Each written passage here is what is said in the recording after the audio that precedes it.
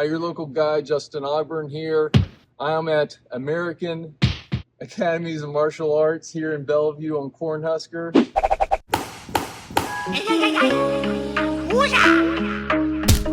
You must clear your mind and be like water, my friend.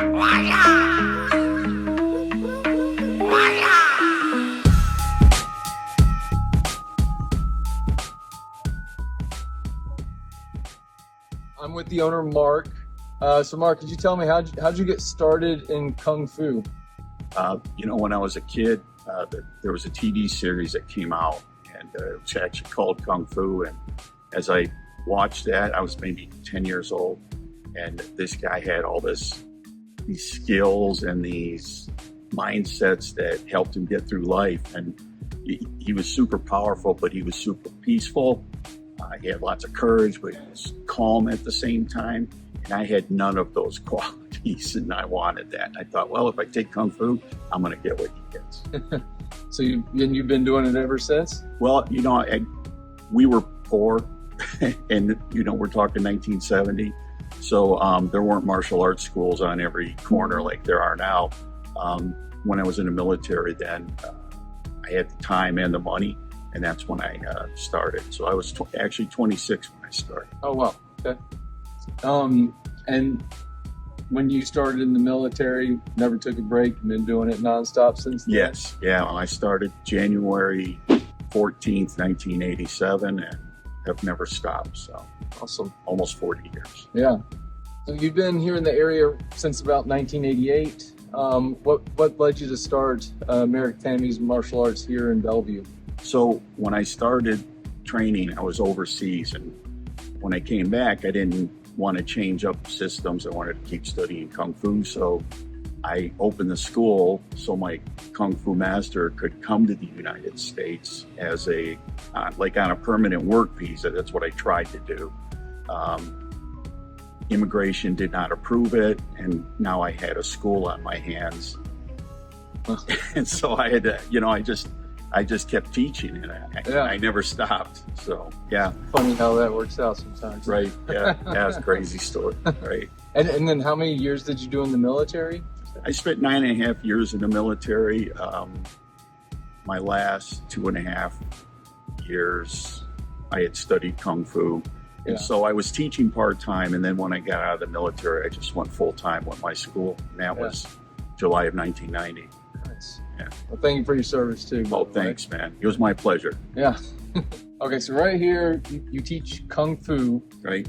Now, when I hear Kung Fu, I normally think like movies, different than Taekwondo, karate. Sure. So why Kung Fu? What exactly is Kung Fu then? So Kung Fu, literally, it's come to be known as Chinese martial arts, but the words Kung Fu literally mean work or effort, that's Kung, and Fu means time. So what it really means is through effort, hard work, over time, I can become excellent at something. I can gain mastery over something. So actually, you could have Kung Fu in medicine, or in poetry, or in drawing, or in a bricklayer, or anything in life that you have kind of come to master. Now, karate and Taekwondo, they're very similar, in that there's kicks and punch, but they're also very different. Karate coming from Japan, Taekwondo from Korea. Okay. So I'm Kung Fu in real estate. Yes, exactly. All exactly. Right. Why do you think Kung Fu is so powerful for kids and families then? Well, Kung Fu at its core is about kind of overcoming our challenges that we have, our little quirks and idiosyncrasies, our weaknesses, and strengthening our positive qualities at the same time. So, on our back wall there, we have a bunch of words, modesty, courtesy, integrity, self-control, perseverance, indomitable spirit. And even though we're using our body and learning how to kick and punch and protect ourselves and such, gain fitness, we're also trying to create a better person, like a higher level of character, that I have more integrity, that I hold myself to a higher standard. and at the same time, compassion and kindness and patience. Because with compassion, kindness, and patience, students can learn and are not feeling overwhelmed because it's like, hey, you got to do better. You know what I mean? That kind of negative approach. Yeah. So it pulls the qualities that we want all people to have out of them. It's great for kids as well as adults. Absolutely. I like how you said character. I always hear like discipline, Sure. which is also great. I like the word character. Discipline and self-control, perseverance, those are all elements of your character. Yeah. And the more we have of each of those, the better our life is. So I know we were just talking about kids and family. Your son, Josh, he's actually grown up around the school, and now he's an author. So we'll have a quick discussion with him as well. Sure. Yeah, Josh, literally was crawling around on the mat and picking up weapons by the time he was 1 year old. It was pretty cute to see this little guy, and he gravitated toward it. It's not like I had to put anything in his hand. He just went for it.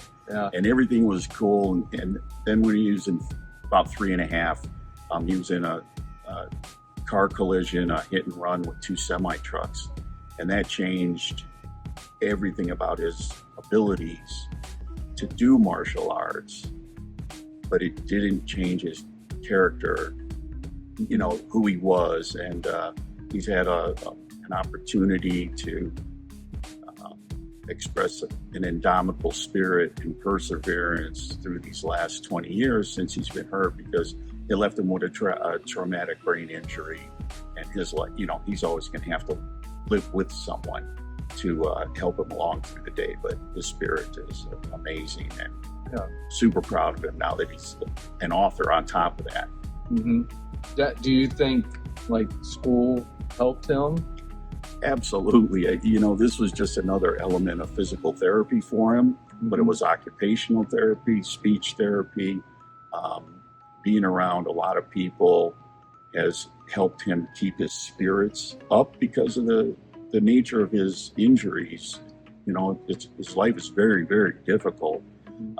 But yeah, being in this environment where it's positive 100% of the time, it's encouraging 100% of the time. It's,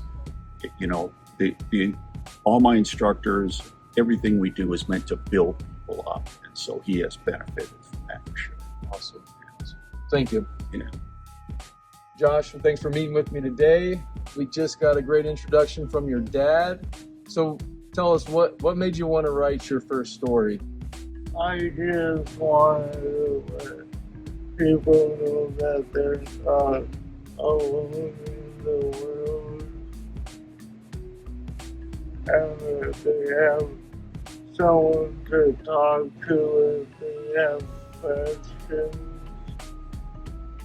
Yeah, that's awesome. And how long ago was it that you wrote that book? My first one, couple weeks. Oh, okay. Years. Couple years. Yeah, and since then, now you've written 2 books total. Yeah. Yeah. So what are your books about now that you've written 2 of them? My first one is about based off of one car accident. We didn't want to ask what really happened. We just added a little bit at a time. And these are the books right here. So Josh's World, and then Josh's Friends. And what about the second one here? It's about me and 3 of my boys. We've been best buds since 4th grade. Oh, really? That's awesome. And still friends. Did they ever come here to the school with you? 2 of them did. Really? That's awesome. So you told me you've actually got a 3rd book in the works. How does it make you feel when kids read your stories? Happy. Yeah?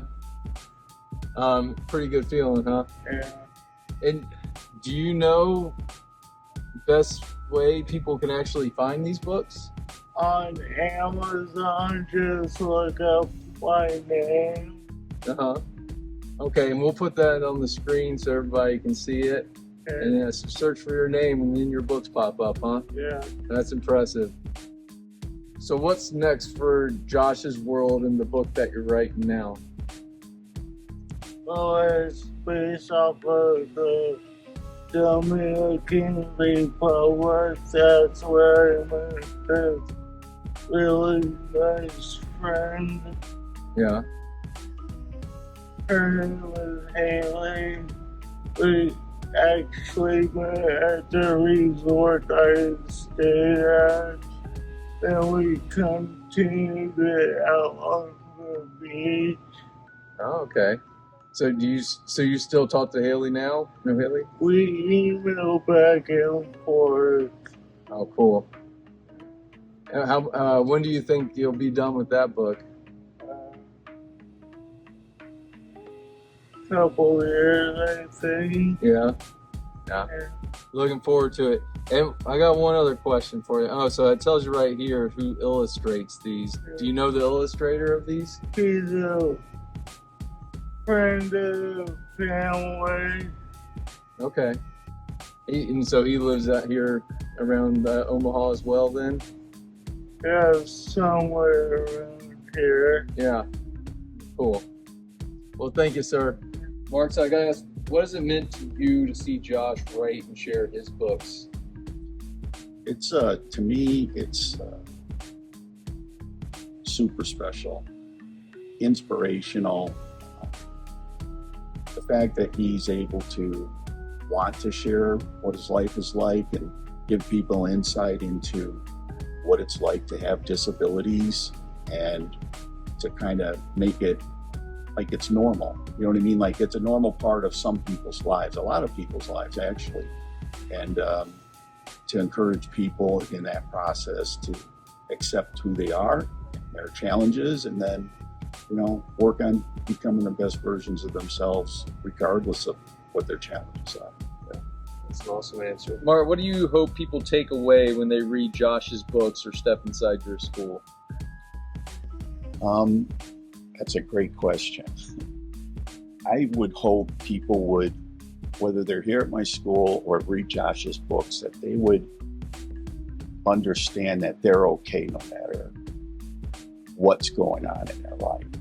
That they do have the strength to get through it. They might not feel like it at the moment, but I believe that they do have the strength, and that they should never give up.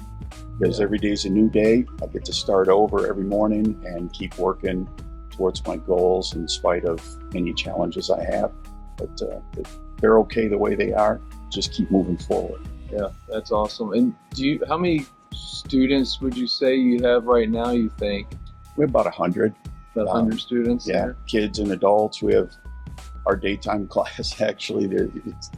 Nobody's under the age of 50, oddly enough. But we have people up in their 70s, actually. Wow. And kids as young as 3.5 and 4. Yeah. Well, makes me think, like, I go help with moving veterans forward. Oh. And I'm like the young guy there at Right. 42. There's still guys in their 80s and stuff, picking Right. up couches and Isn't that amazing? Like at 80, they're still giving. yeah. You're younger and you're giving and you're pouring into the community. Yeah. So it's a beautiful thing. Yeah. Life is good. I agree. So Mark, for everybody that's watching, what would be the best way for them to connect with you and the school here? Well, physically, we're at the corner of 25th and Cornhusker in Bellevue, and it's a straight shot here from Papillion, Plattsmouth, Council Bluffs, Omaha. We're also online at marshalartsinbellevue.com. You could send us a message. You can call us at 402-731-5425. We're on Facebook at American Academies of Martial Arts. You know, if you're searching the area, we should pop up, but come see us. We'll let you take a walk through, try it out for free, and let you experience real martial arts. Yeah. All right, Mark, Josh, thanks a lot for meeting with me today, sharing more about your story and the Academy here. It was great fun. Thanks for having us. Yes, sir.